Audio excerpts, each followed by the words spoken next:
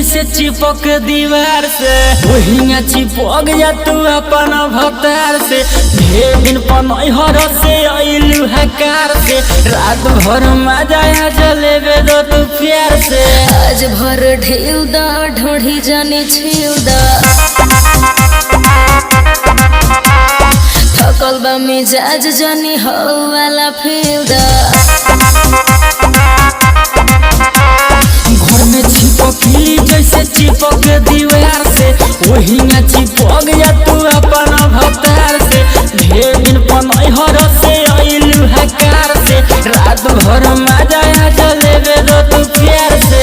आज भर ढेउ दा ढोढ़ी जाने छेउ दा थकल बा मिजाज जानी हो वाला फेउ दा।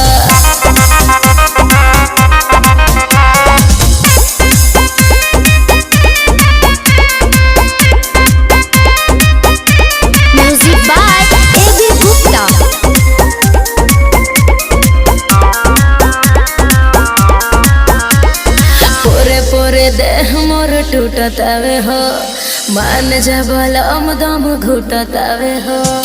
आवो तनी पास बारा दास नइखे होत परती बा खेत जौन दिही आजुजो। आज भर ढेउ दा ढोढ़ी जाने छेउ दा थकल बा मिजाज जानी हो वाला फेउ दा। घर में चिपकली जैसे चिपक दीवार से वही चिपक जा तू अपन भतार से। ढेर दिन पनहर से अइलू हकार से रात भर मजा जलेबे दो तू प्यार से। आज भर ढेउ दा ढोढ़ी जाने छेउ दा थकल बा मिजाज जानी हो वाला फेउ दा।